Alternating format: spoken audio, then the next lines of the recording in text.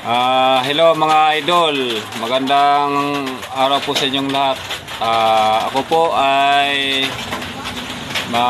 ituturo ko po sa inyo kung bakit tayo po ay naghihirap. Sana po panoorin nyo po itong video na to. So bago natin mga idol pag-usapan ang aking ituturo sa inyo, ako muna po ay magpapakilala sa inyo. Ako po pala si Arnel Bantayan.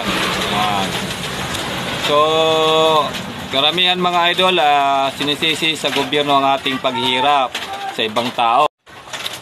Pero hindi yun totoo mga idol. So yung paghihirap natin ay nasa sarili natin sa mga diskarte na mga mali.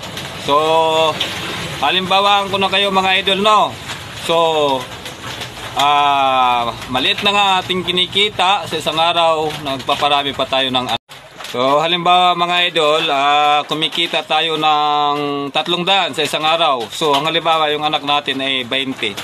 Ngayon sa budget mo yan sa kada isa ay suro 50. So lugi tayo mga idol, no? Sa 300 ng isang araw. So ibig sabihin kakapusin tayo sa budget sa kanila. So yun mga idol ay hindi ko naman sinasabi po na hindi tayo magparami ng anak, pero depende sa income natin, ano. Kaya yan po ang nangyayari kung bakit tayo naghihirap, tapos hanggat sa magnakaw tayo, gumawa tayo ng masama para ibuhay sa ating pamilya. Maraming salamat mga idol sa panonood ng aking video. Sana po paki-follow nyo po ang aking Facebook account kung nagustuhan nyo po ang aking video.